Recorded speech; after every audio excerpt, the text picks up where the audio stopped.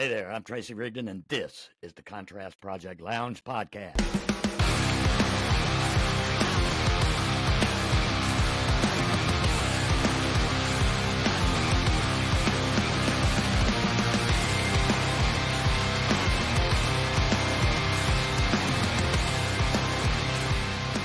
Often random, but always relevant, always real, and practically nothing is off limits.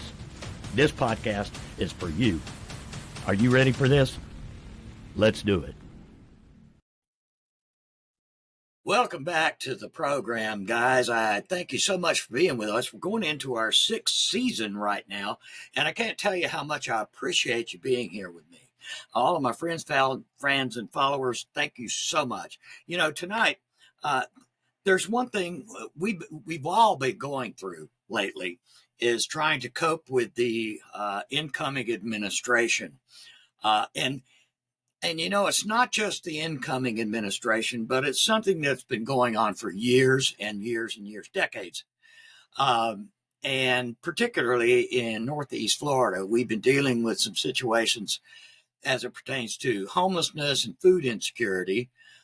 We deal with education and policy and access, for that matter, and school boards. Oh my God. And if you go out beyond that, we do have a community here in Jax that is very concerned about the colonization of Palestine. And joining me tonight on this episode, I'm going to be talking with my good friend Kris Kiernan, who happens to be probably one of the most active activists in Northeast Florida. Kris, how are you doing? And thank you so much for being with me.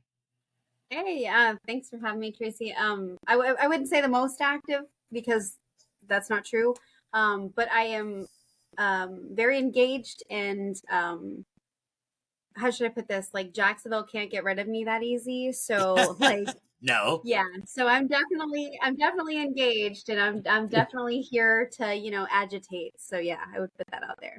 That's amazing. You know, if it weren't, everybody like yourself and some of the other people I won't mention, they're always out there.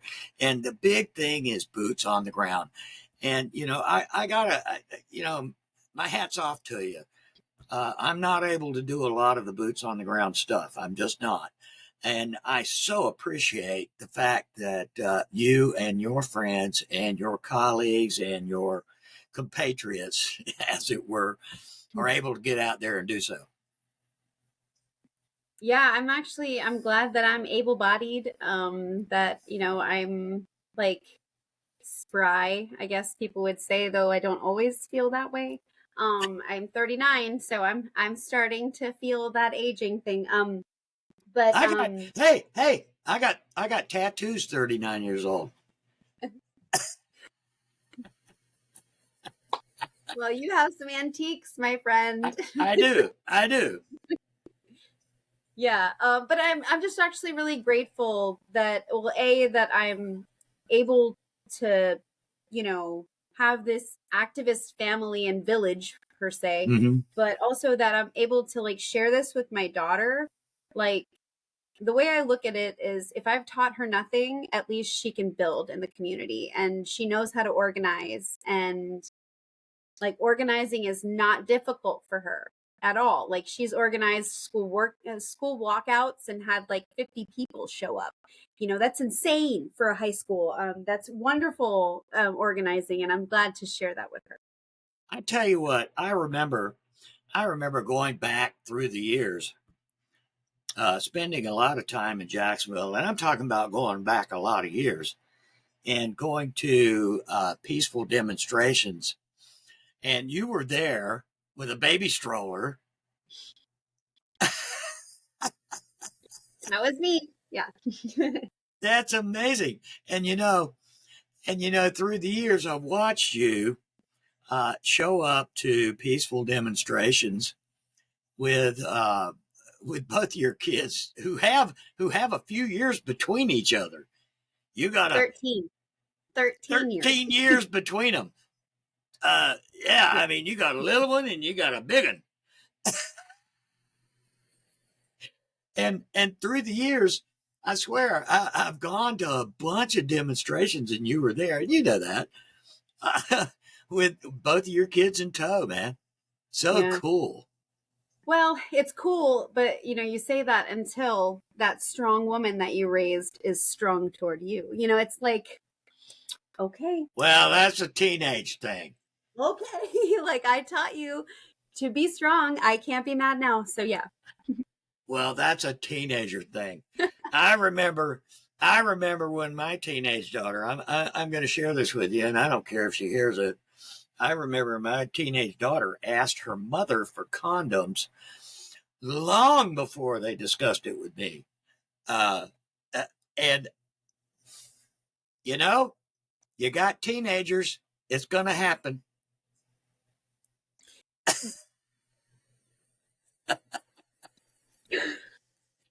She went to her mom and said, "Mom, can I get some condoms?" They didn't tell me for a long time. It's so funny, like how it's such an awkward conversation. But it's real. It's so important, right? It's so important. Like I can't even stress it enough. Like in our bathroom, we have female condoms, we have regular condoms, and we have dental dams. Like I don't play. Like they're in my bathroom right now for anyone to have. I don't judge, and I would rather you protect yourself. Like a one night stand lasts one night, but like herpes is forever, right? So like Yeah, protect yourself. yeah, and a lot of people will, deny or claim or whatever about those one night stand things, but they do happen. They They do do. happen. They do. They I mean, they do honestly, like happen. they happen, and we need to be honest with ourselves, right? So that's a Yeah, whole nother discussion we can get into. But I know, yeah, I know. All right. We're gonna go. Let's go ahead and get into the meat of it.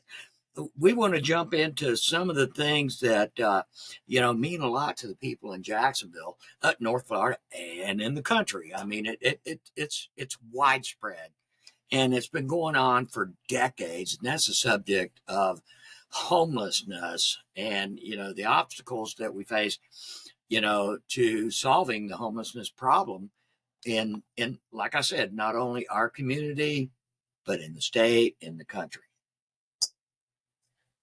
yeah. I mean, we really like Jacksonville, as a whole. I mean, we've been under, Republican regime, I would say, with the Well, Curry sure. administration. And the first thing that Lenny Curry did was cut the Homeless Day Resource Center. Like literally the first thing he did. And it was because he was upset because Alvin Brown brought it about. For me, that's blatantly racist, but we're going to talk about that another day. I just feel like we are now what, 9 years. Oh, this is her second year. So 10 years down the road from not having this center.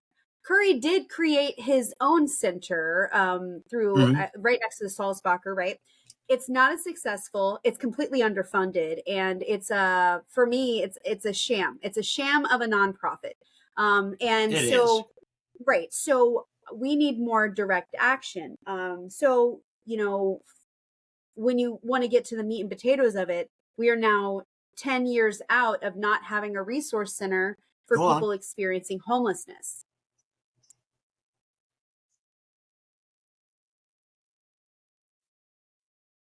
Go on. Sorry. Yeah, No, you it broke locked up. up So, for okay. you just locked up for a second. That's okay. Keep going. Sorry. But so we are now 10 years out of not having this resource center. The resource center was just, I mean, it was super successful. I mean, there were studies that actually proved that it was like over 80% success rate, which is, that's crazy. I mean, that's wonderful. Hold on one second. I don't know if you can hold on one second. Okay, hold on. I'm holding. I Let me got see you. if my daughter can get off of the internet because I have to have more of a signal. You might be eating up bandwidth. It's okay. 1 second. No.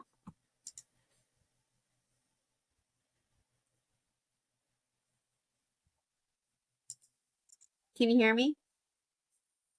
Yeah, and I'm pausing your upload. That's I went ahead and paused your upload so that it Okay. saves bandwidth. Okay. We can edit all that crap out. Don't worry about that. Okay. Okay. Yeah, don't worry about that crap.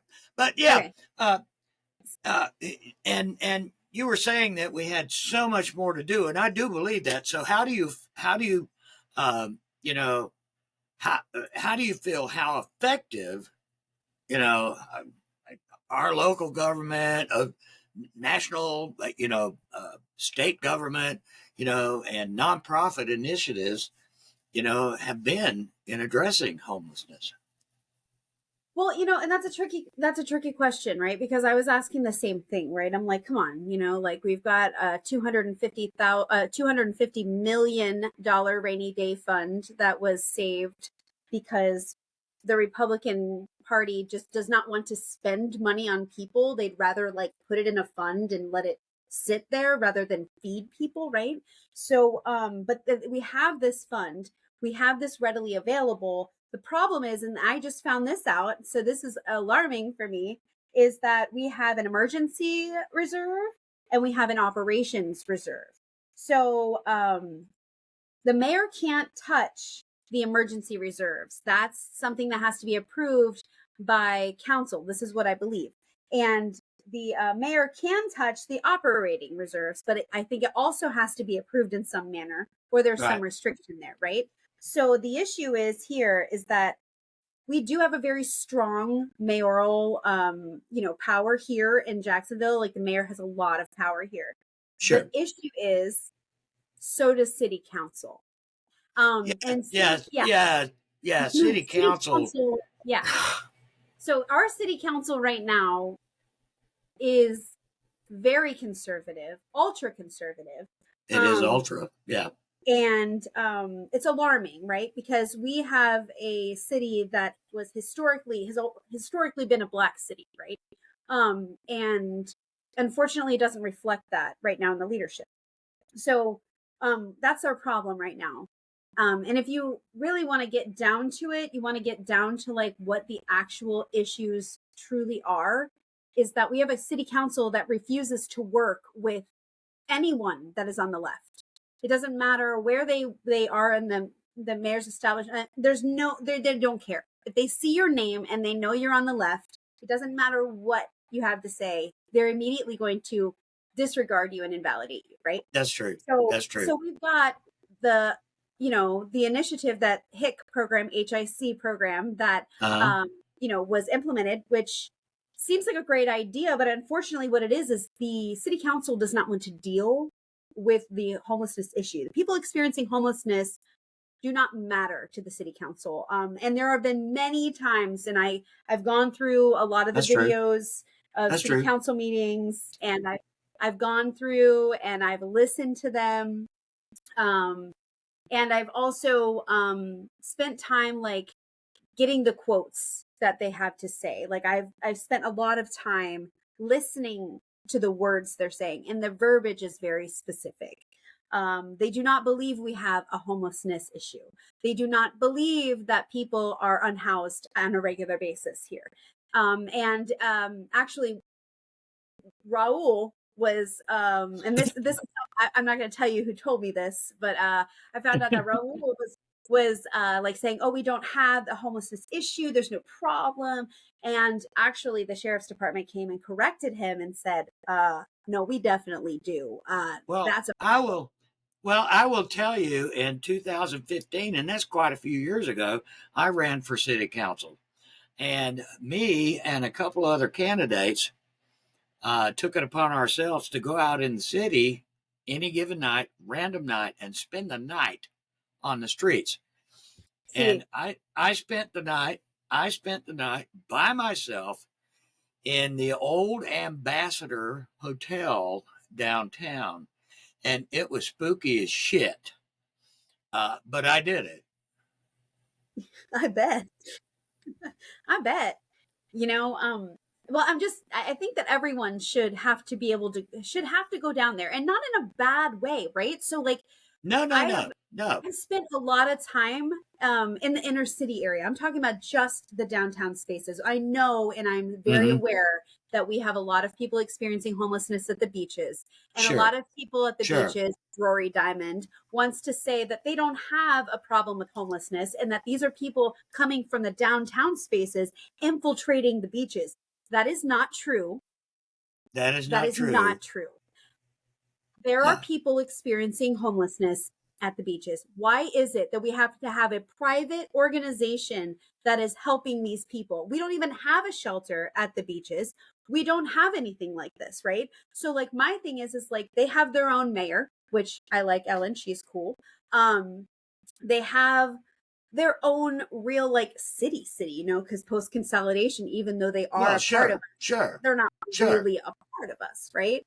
So, and that's been blatantly obvious, you know, especially when Rory Diamond wants to say things like that. Like, don't put your head too I've far in always the sand. hated, You won't be able to breathe anymore. Like, well, I've always hated, when municipalities, they say they're doing redesigning their parks and, putting all these touches on their parks and all this stuff. But a lot of them are putting spikes in the chairs and on yeah, the marble yeah. planters in front of They their put the little buildings. rail in between it so they can't lay. Yeah. Oh, yeah. Yeah, that is blatantly doing what it's supposed to do. Right. It is. It's by design. It's by design, and cities are approving this shit.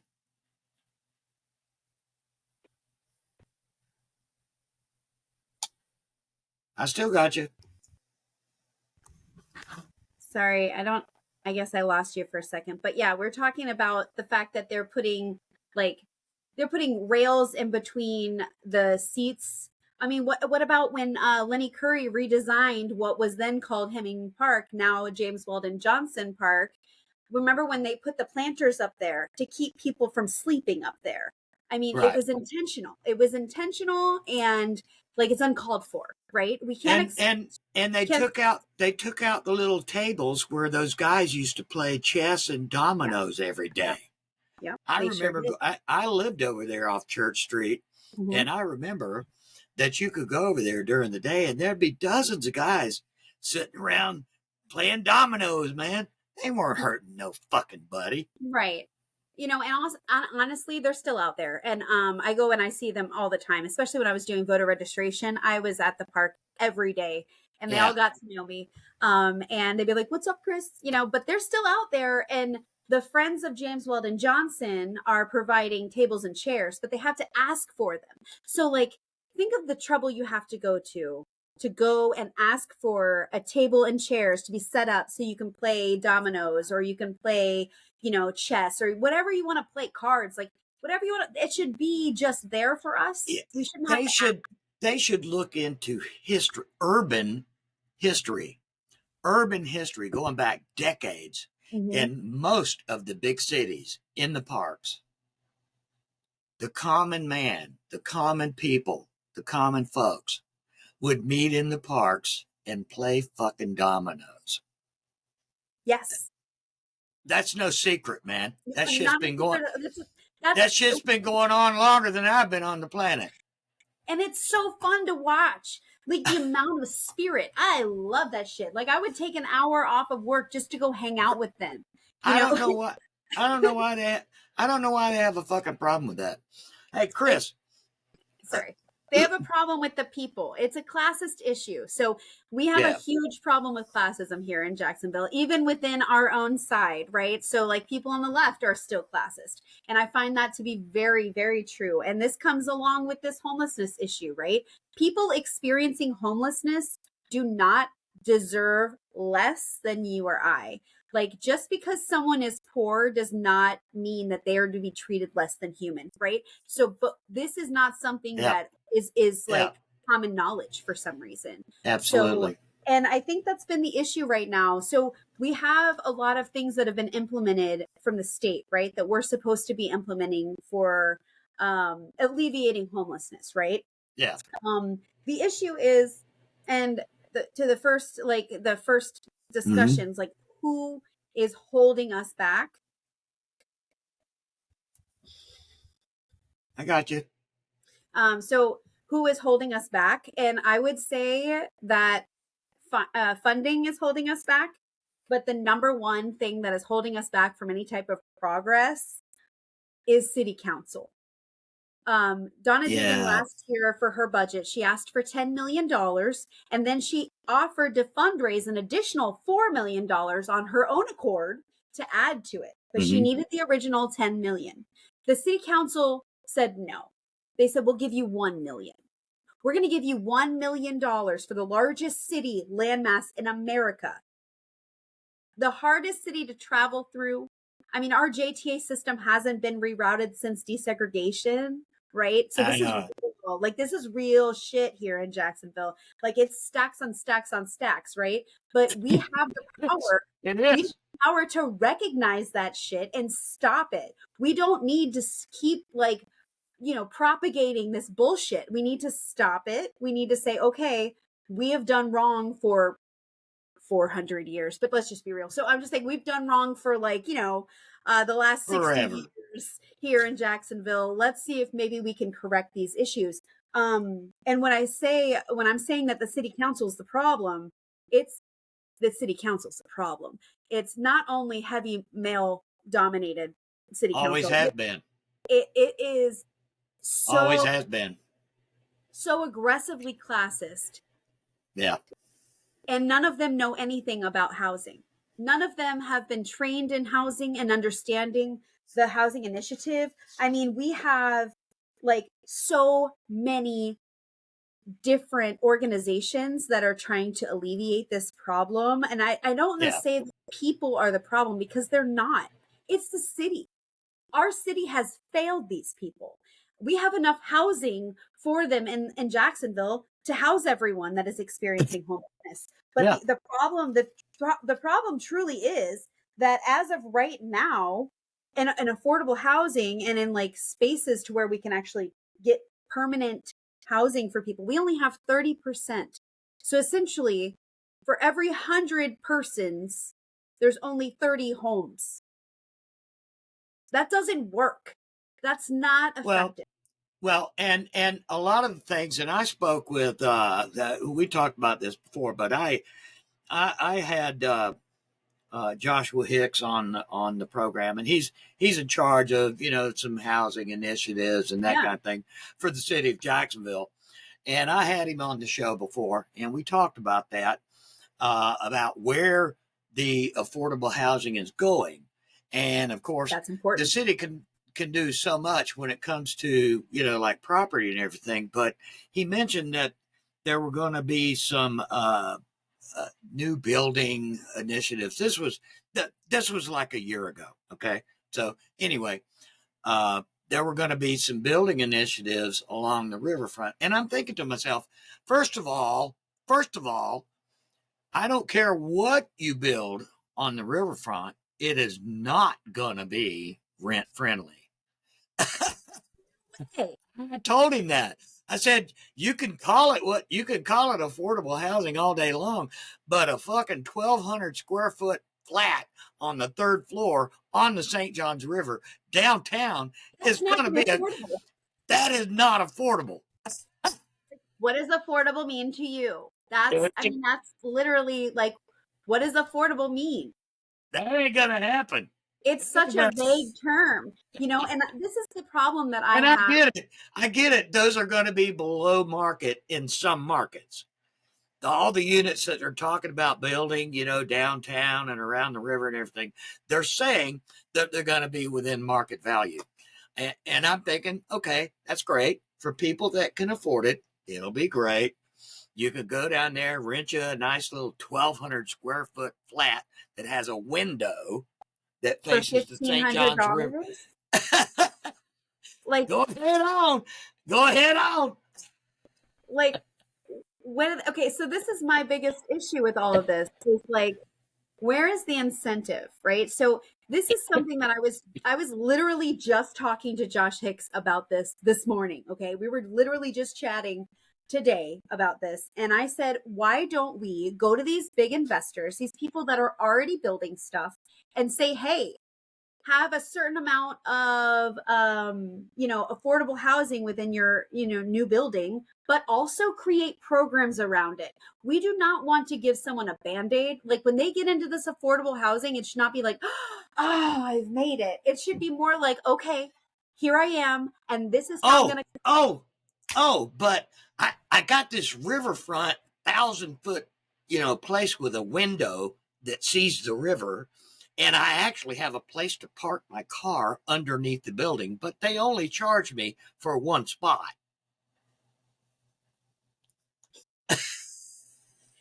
It's like, it's asinine to me, because it's like, we're going to put you in a position. I know how that shit works. To keep you just poor enough to where you can't climb out, and it's insane, and that's kind of what I was talking to him about today, was like, let's incentivize these big money investors, right, to do more affordable housing for us. But also, like, I have a really good idea to house people temporarily, right? And a lot of people have these ideas and stuff, but to be honest with you, if we did have a homeless day resource center that was a large space, that was its own space, and provide transportation, provide options for rehabilitation.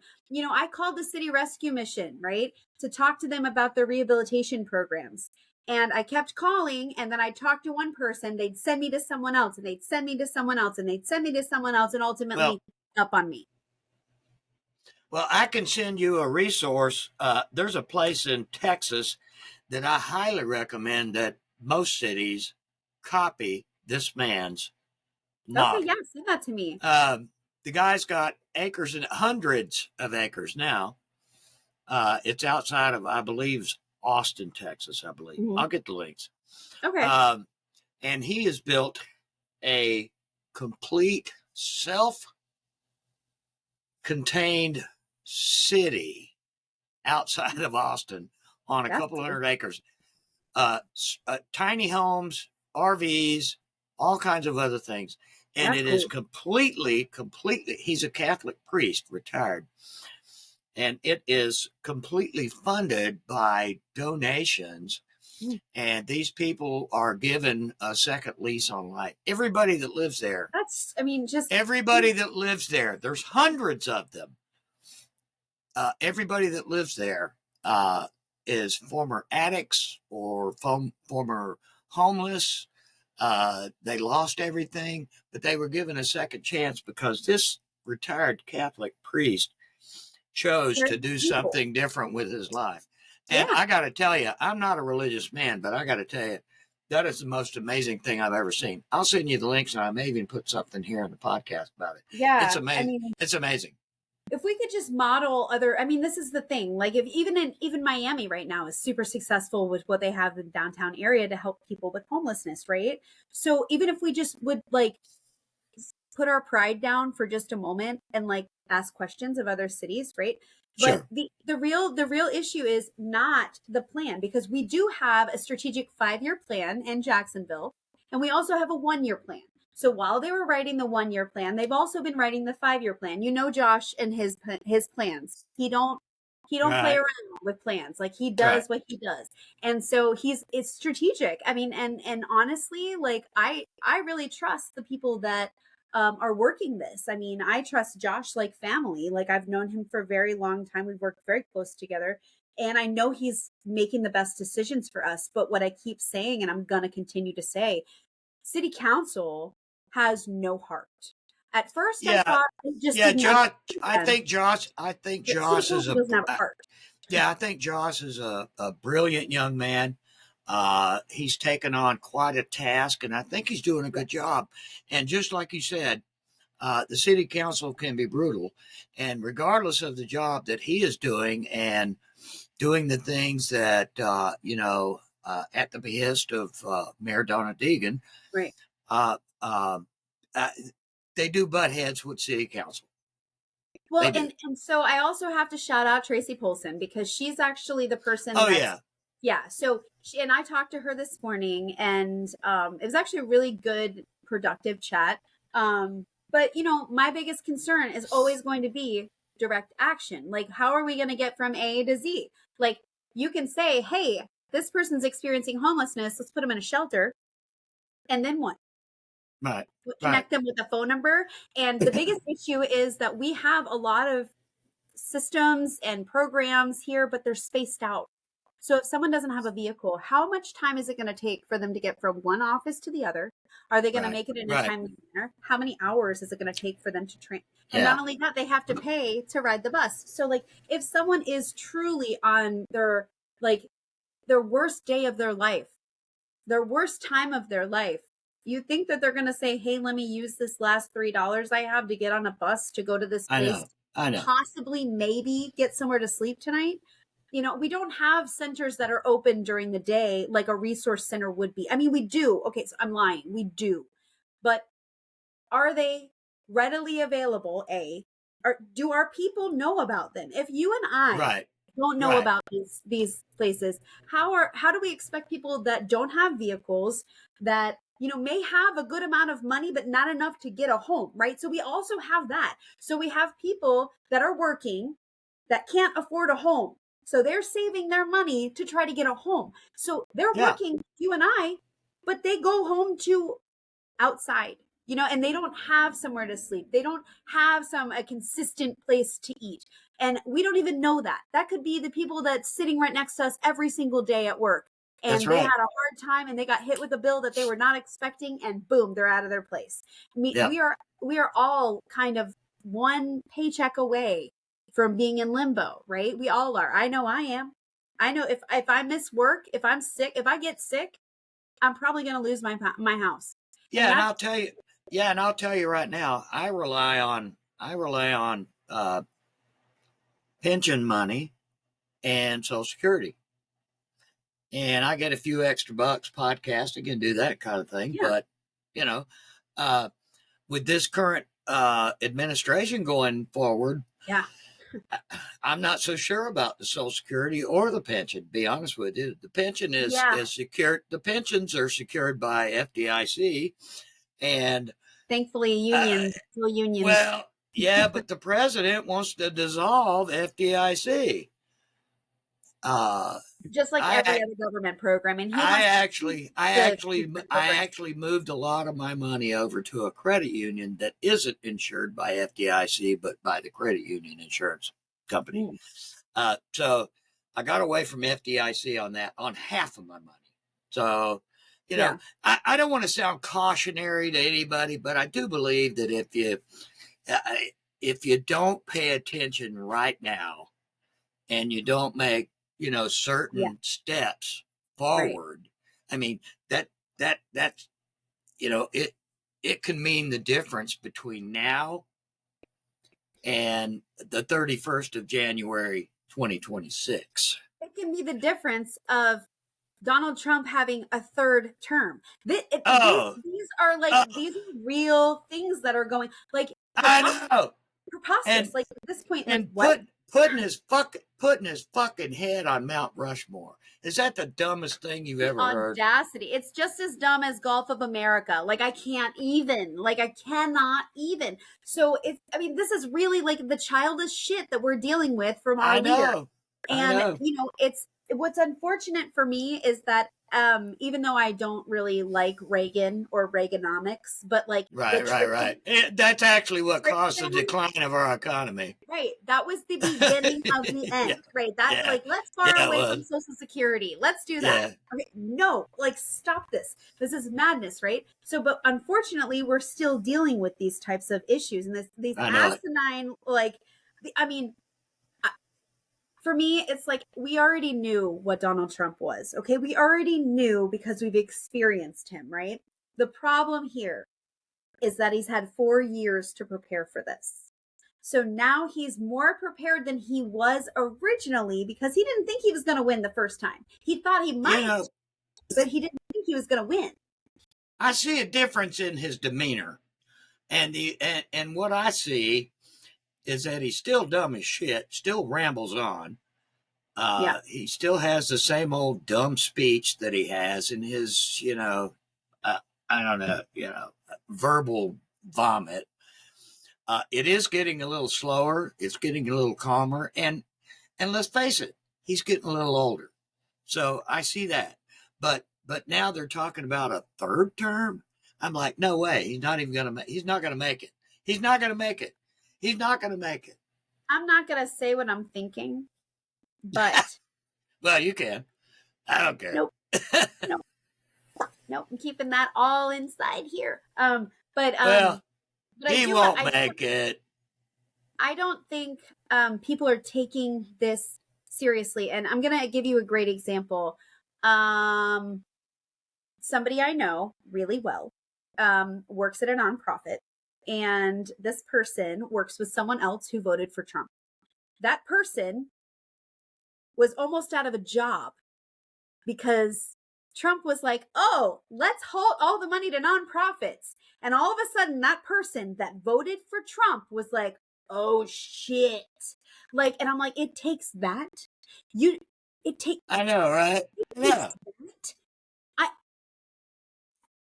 And the reason she voted for Trump was because she didn't believe in abortion. So, like, I can't, even with these bitches, like, I can't take it. Like, what do you mean right now? Do you want to just hand over our organs and say, hey, we're breeders moving forward? Because that's what you have just said. I'm going to tell you, I think a lot, not all, but a lot of Republicans, and maybe not the hardliner MAGA, but a lot of Republicans are looking at this first 10 days and they're going, what the fuck is he doing?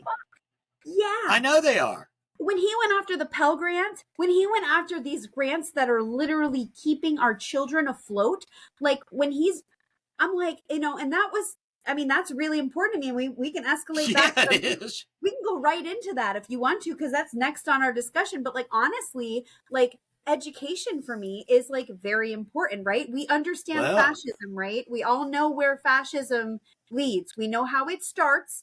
It starts by, look at Nazi Germany. They started with deporting people. Okay. That's right. And then they had concentration camps and holding camps. Yep. And then they started murdering people overtly. That's right. Well, I'm gonna tell you, going back to education, that is true. That is absolutely true. We saw them burning our books, and we said nothing. Now, I didn't say nothing. I didn't say nothing. Let's be really clear. Now you talk about. I know. I graduated from college 30 years ago. Over 30 years ago. With a good amount of debt, student debt, and it's been paid off. So it does take time, and I don't have a problem with the government, forgiving student loans. I don't have a problem with that. Yeah, just because I paid it off after 30 fucking years, I don't care. I got my degree.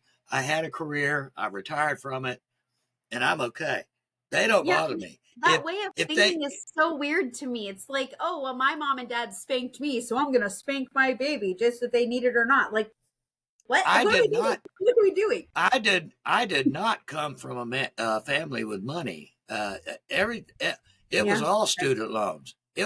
I was one of the very first people in my family, as a matter of fact, to even go to college. It means a great deal to me. But it also doesn't mean that much to me that the government is going to forgive the loans for other students. That, it wouldn't have been nice if they would have done with. I will say that a lot of student, the student debt that they have now is substantially more than that I had. You go over years. I'm talking about 30 years ago. So you got to think that percentage went way up, and some of these kids were never going to pay that shit off. Never. Well, right now, if you were to go to dental school after, getting your undergrad, all of that, you would leave, if you were only on like student loans, you would leave dental school almost $500,000 in debt. Like, that's what kept me from going all the way to dental school. That's what kept me, because I worked in maxillofacial surgery for a long time, and what kept me from going to dental school was $500,000 of debt. That scared the shit out of me. I was like, yo, I don't know.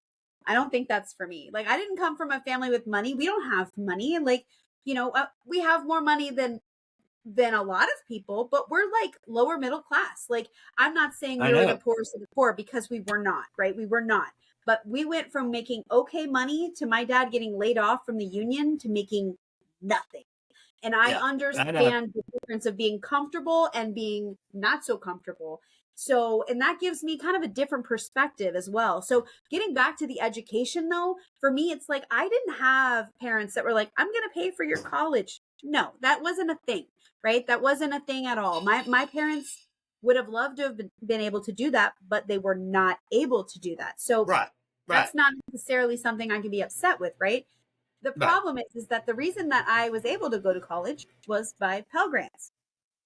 And if we restrict these Pell Grants from our students, like, how are our kids going to be educated? So remember what I said about fascism, right? They're banning books, they're all this shit. The next thing to go is access to education. And access to education means grant money, federal funding. That's right. People access. I was able to go to college, just like I say, on a grant for at the time. I don't know if it's available now, but at the time it was displaced worker grant. I had been a displaced worker because I was a veteran that no longer could find employment in civil society shooting rockets. Maybe not. I don't think we need that here. I think we're better without it. I was in an artillery unit when I was in the Army, and then when I got out, I couldn't really find work. Yeah, I don't think that that's something that people are just actively putting on, Indeed, like, hey, rocket shooter. So now we're talking about education. Now, what alternatives do exist, for students who can't afford, college but want a degree? Going into debt, being a really besides good writer, that, honestly, the thing is that we as individuals, as grown-ups, right? Because we're the grown-ups and they're the kids, right? So like, and I hate to say kids, but students, I shouldn't say kids, students. I'd say kids to anybody under 50. I got maimed the other day and I was like, what? No. So no, but yeah, so I'm saying we have to like look at this from a perspective of like, go on, wisdom. We have wisdom. Like, our wisdom is our driving force, but what creates wisdom is experience, right? So we're supposed to be years. Our experiences, our years. Yeah, it takes together. Yeah, it takes years. It takes years to get wisdom. So I don't care. I don't care what school you went to. Exactly. So, but the thing is that if we don't speak up and we don't say, hey, what you're doing to the young people is wrong, who is? Because we've proven here in this country that we don't value young people.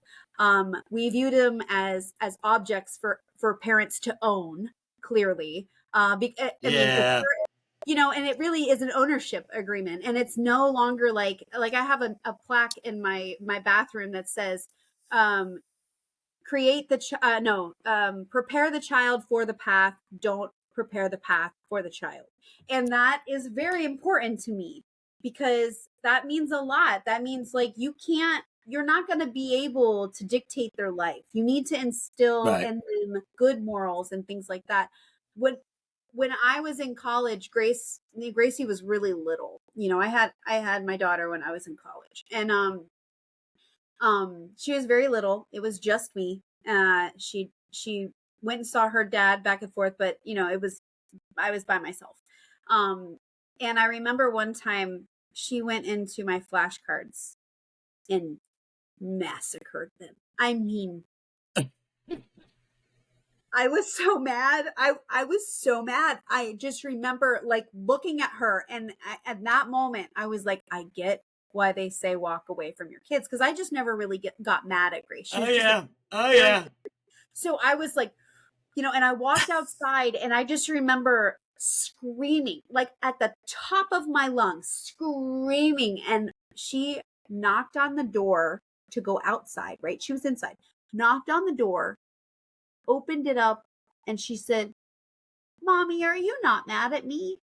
And it broke my heart. I was like, I have to lead her in a better manner.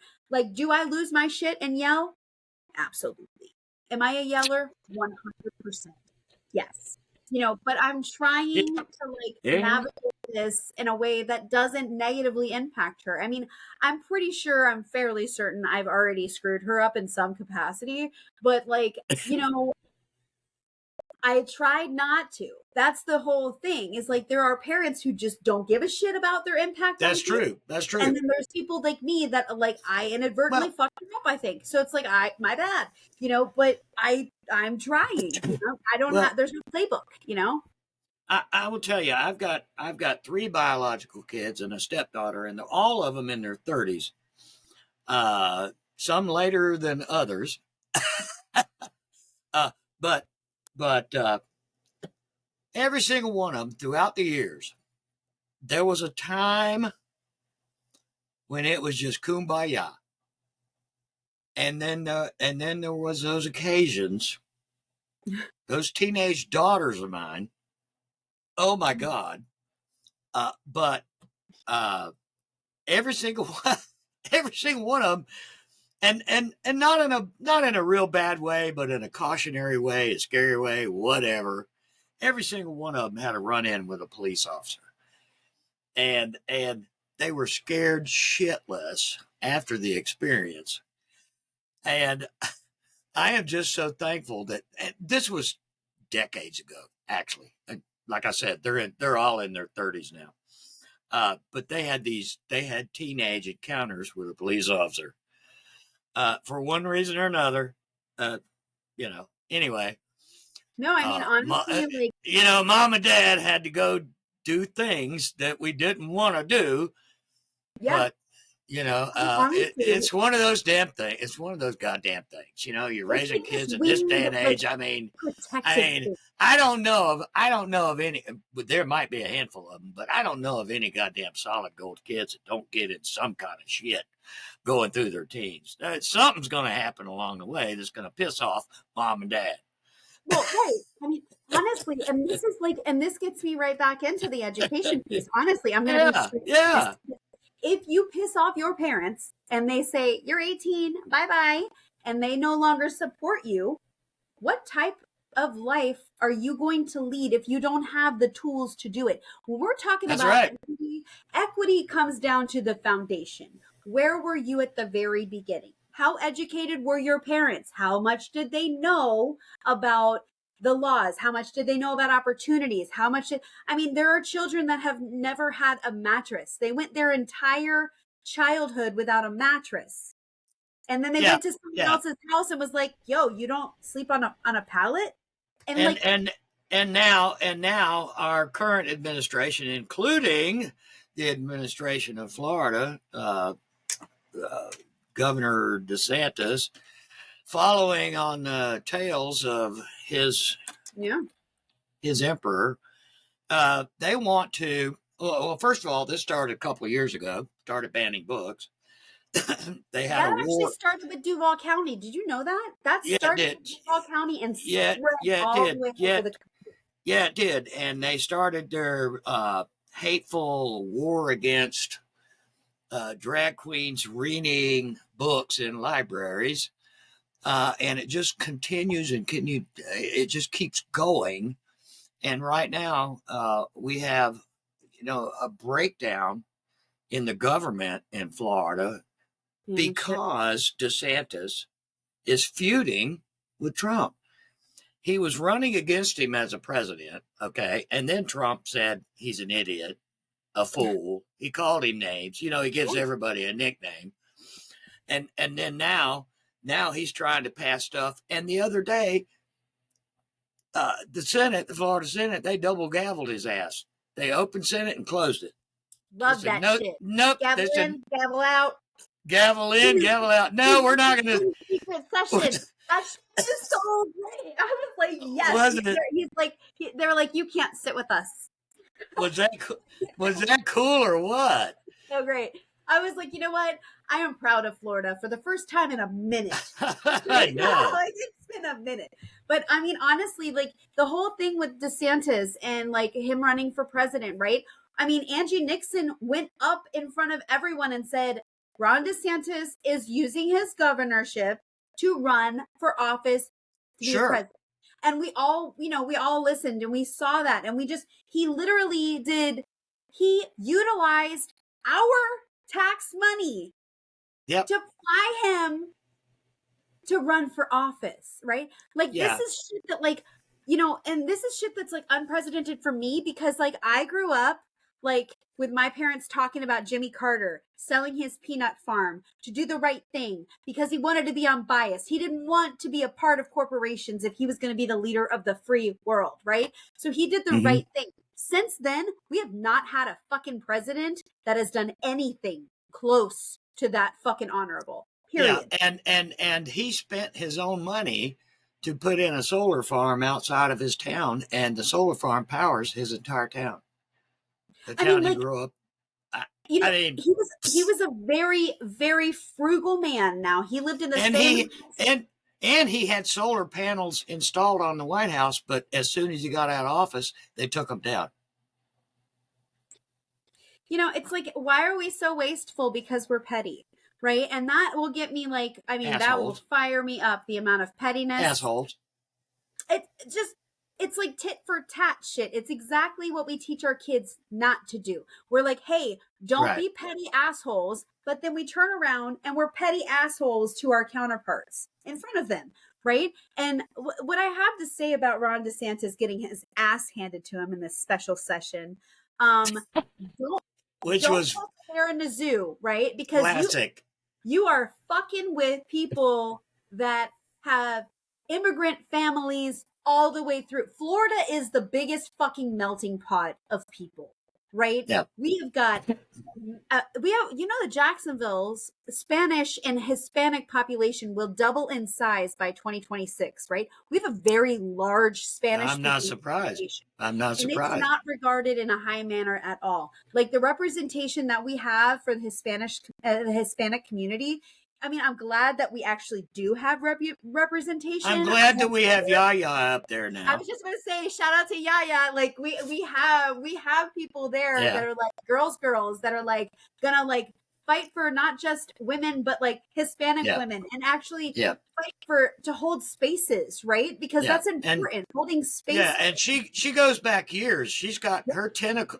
She goes back years. She's got tentacles all over the place. Radio. Broadcasting. I mean, it's not like Donna Deegan picked some schmo to come in there and do the job. She actually picked the right person. No, she really did. And you know that there are still men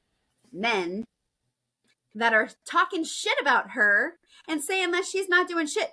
Men within city council running their mouth against her. Now, my response to that is, and you know who they're probably following her private page, her personal page, and obviously she has a different view on politics that kind of aligns with the way we think. So she's already got her job with the city, and she's already got her company. She's already got her company, and she's already got her to do that, right? So she's already got her. She's got her company. She's got her job with the city. She's got those contracts. But what I'm saying is that even though she's earned her space, right? She's earned it without a shadow of a doubt. She's still having to fight the patriarchy within our own system. So that's what I'm saying is like we really need to work harder to like support the people in power that are doing the right thing, right? Like we need to stop this single issue voter bullshit, right? Look at the big picture. You may not agree with each other all the way, right? The same thing in the revolution, right? There's many organizations that I work with that I don't necessarily agree with their end game, but I will work with them because I align with them on many things, right? So we need to really be using that type of mentality when we're working across party lines. And that brings me into our third discussion because I really want to get into that. I don't think that has anything. I was gonna ask you. You're talking about stuff that sounds exactly like colonization. It is. So we're we're going to go right now, folks. We're going to go straight. We're going to go off the rails. We're going to go away from Jacksonville and Northeast Florida. Topically, anyway, it still affects all of us. We're going to talk about something that's been, it's on everybody's mind, not just recently, but it's been in the news kind of heavy lately, but it's been going on for decades. But back in October, but going, there was an attack in the Middle East back in October of last year that left the world, kind of on edge. And it's just escalated since then. And you know what we're talking about. We're talking about the war in Gaza, in my opinion, genocide. Right. I was going to stop you right there, because a war is fully funded on both sides. You can't call this a war if you're not allowing Palestinians to have money. This is not a war. This is not a war. And in my opinion, we need to stop giving.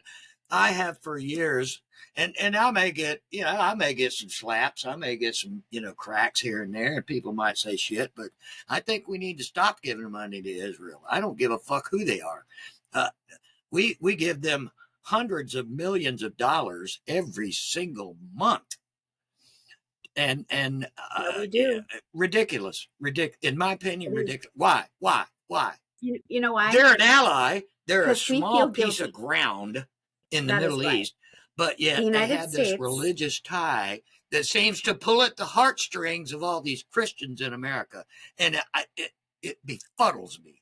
I have to tell you this. Okay. I have to tell you this, right? So, there's this Bible verse, right? That says, here is the chosen, this is here, the chosen land, right? The problem with that is that it's the wrong here. So we literally intentionally translated it improperly. So it's not here, it's here. So that being said, this entire fight over a strip of land that was for over 22,000 fucking years, Palestinian land, 22,000 fucking years of history, legit. Yep. And the Jewish religion is a little bit over 5,000 years old. Now, I am not in any way anti-Semitic, because my entire family is Sicilian Jew. We were the fairies is what they called us. We were the fairies. And honestly, my mother is not a Jew. It was on my father's side. So technically I am not Jewish, right? So my father would technically be Jewish, right? But he never was a practicing Jewish person. He never practiced. When he was taught religion, he actually went to a Catholic school because they were so afraid of being Jewish in America. Okay, so this I don't know what's worth going to a Jewish, school and upbringing. I know how those teachings go, especially if you're in a Hasidic Jewish family. And then you got the Catholic school, and they go to all that. They have to do their confirmations and all that. It's mind-boggling to me. I was raised in the South. The Southern Baptist family, and all of that stuff just blows my mind. Even after I went to college and studied world religions, I was like, whoa. It's weird. I mean, I personally, I'm an atheist. I'm going to be just honest. I don't believe I don't believe in God. I don't believe in standardized or collective religion. Any type of organized religion, I feel, is a little tainted and should be taxed. It's all tainted, right? And so it's a form of control, right? So, and this is like getting it back. I want to go back to the genocide of the Palestinian people, right? Just because you don't like people being murdered in the street, in their own streets, majority of people being children and women, intentionally going after children. Just because we don't like people being murdered does not mean that we are anti-Semitic. And the actual term of anti-Semitic implies a Semite. which is in the Middle East. So if you really want to get down to it, anti-Semitic is not even the right term. So if you really want to get down to it, we can get down to the real nitty gritty. But in reality, if you don't even know the definition of what you're saying, maybe someone should get a little bit more of an education. So like, and this is my thing. If you're going to be so upset with people being murdered based on their geography, I mean, like, if you really want to be mad at someone through all of this, the United States came in too late in Nazi Germany. We came too late. We didn't believe them. We feel guilty for it. We were the reason that the British colonized them and brought them down to what is now called Israel, which was called Palestine, right? That was in the 40s. And for me, I'm going to be real honest. And they've had decades to clear that up, and yet Israel keeps eating up all the property that used to be Palestinian. I mean, you have to think about it. And that's another thing too. I want to bring this up too. Yeah. It's a distinction that a lot of people in the United States, a lot of MAGA people, seem to misrepresent Hamas for Palestinians. Right. And that's Hamas, the militant group, are the people responsible for a lot of this shit. I wouldn't agree with that. I wouldn't agree with that. Well, they started the bombardment in October. No. Israel started I 77 years ago when they invaded. Yeah. You're correct. So Israel has been. This is my thing. If don't. But it doesn't affect. It doesn't bring into the Palestinian people. Hamas has been doing this fighting for them against the Israel. Israelis. I want to clarify something really quick, right? Okay. So, like, just because we as Americans don't view their government as being an official government capacity does not mean that they don't enjoy their life, right? Oh, yeah. Just because we don't agree with their style of government doesn't mean that they're any less human and they're less valued, right? So that's something we need to get out of our heads, right? And my thing is like, think about this in a generation, right? So we have people that are still alive from when they were originally invaded, right? By the British. They were colonized because the British decided to own it, right? They decided, well, we're going to go ahead and just take this spot right here, right? So they've seen their grandparents be killed, their parents be killed, some of their children killed, their aunts, their uncles killed. And after 77 fucking years of occupation, October should have happened sooner, in my opinion, for a response to this. I don't agree with killing people. Let me just be very clear. Yeah, I will say, not believe in violence. Right. I will tell you this, that the company that owns this format that we're broadcasting on right now is in Tel Aviv. And the people that I deal with, I've been dealing with for 3 or 4 years, close friends. And they were very scared when the bombing started in October because Tel Aviv is really close to where that shit was going down. Right. And and we're still here on the air.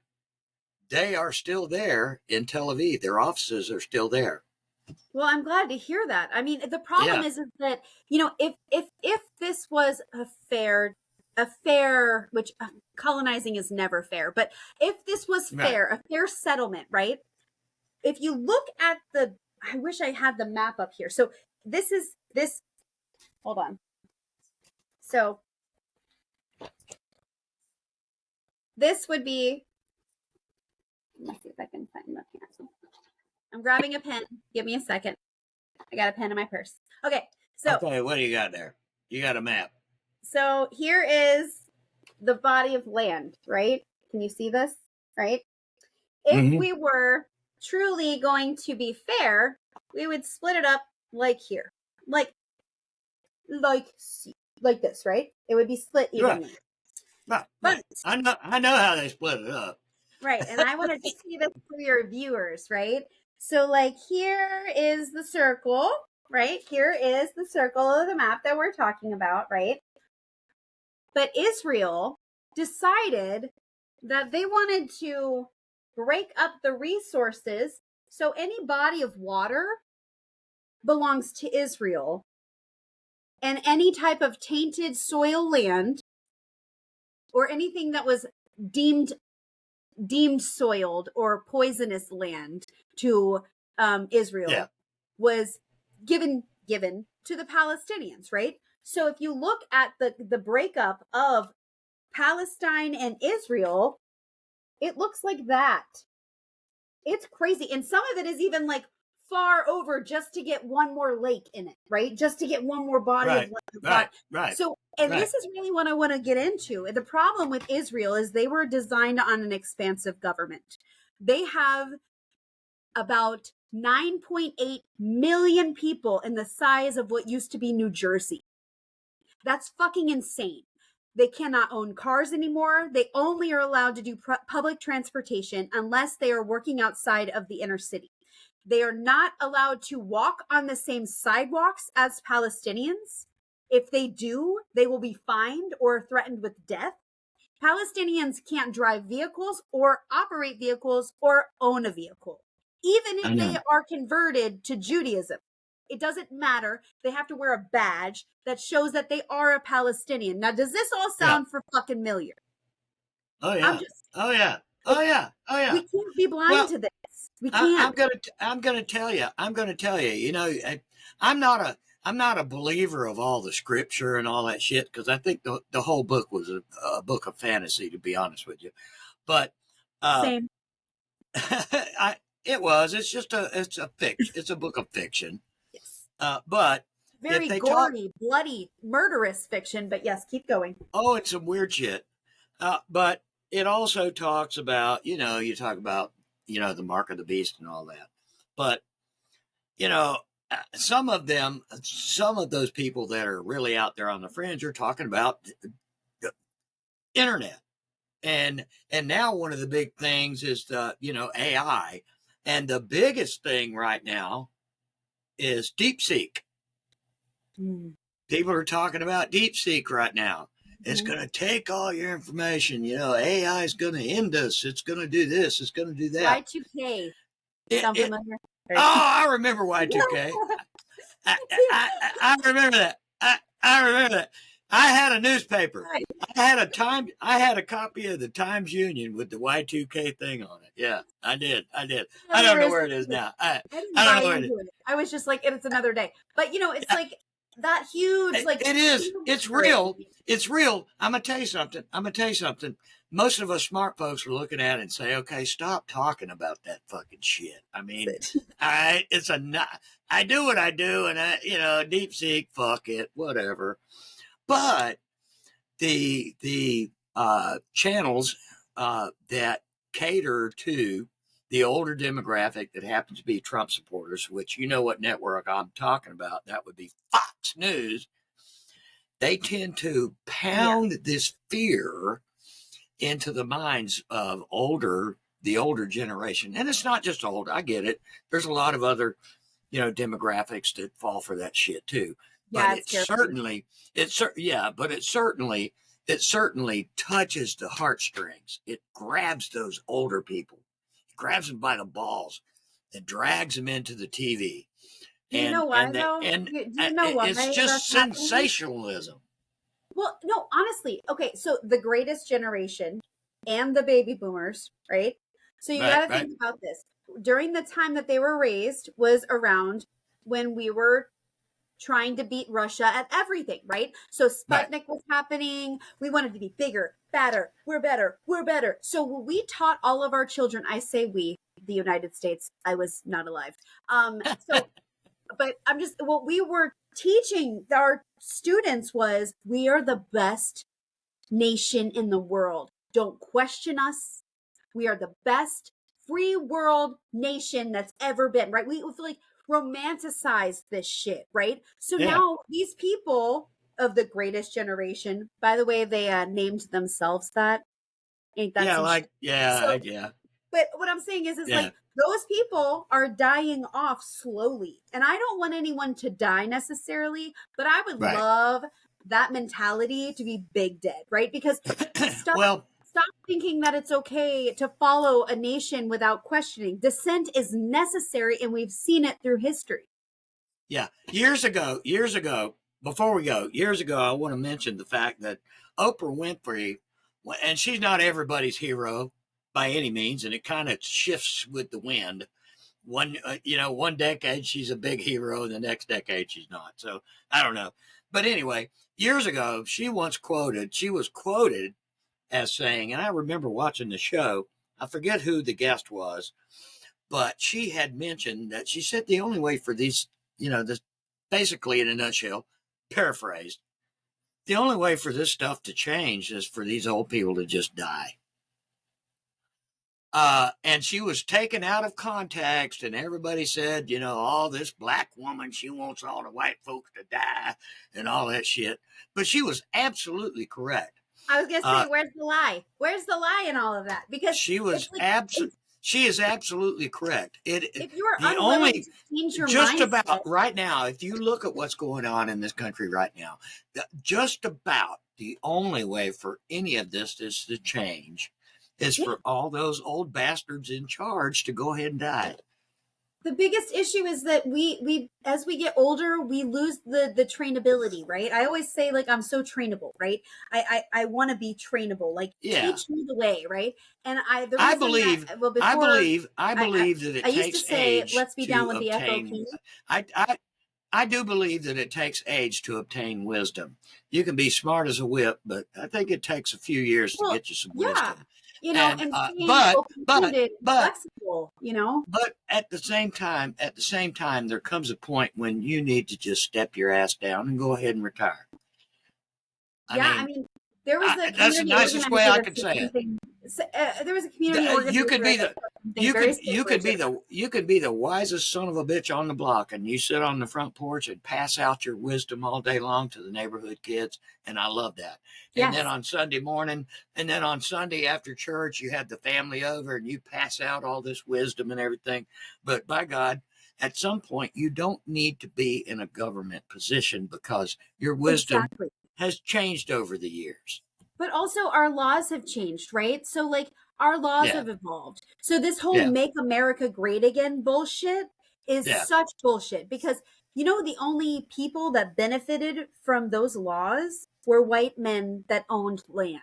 So, like, even if you were a white man that was poor, you didn't count. Like, you didn't count. Read, I read, don't. read the entire Constitution. That It part. is it that part. It it talks about basically being a white man owning land, and that black people are only 3/5 Less of a than human. human. Yep, yep. But I have to tell you this before we go, because I want to tell you this. Gracie Oh taught me yeah, this. yeah, yeah. Give me So, give me your closing thoughts. Let's go ahead so and yeah. close out. Give me So a yeah, closing thought. we could chat forever. But no, but Gracie told me this the other day when she was because right now she's an AP American history. So Mm-hmm. she's like diving deep, right? But she told me that we have like what is it? Life, liberty, and the pursuit of happiness, right? Yeah.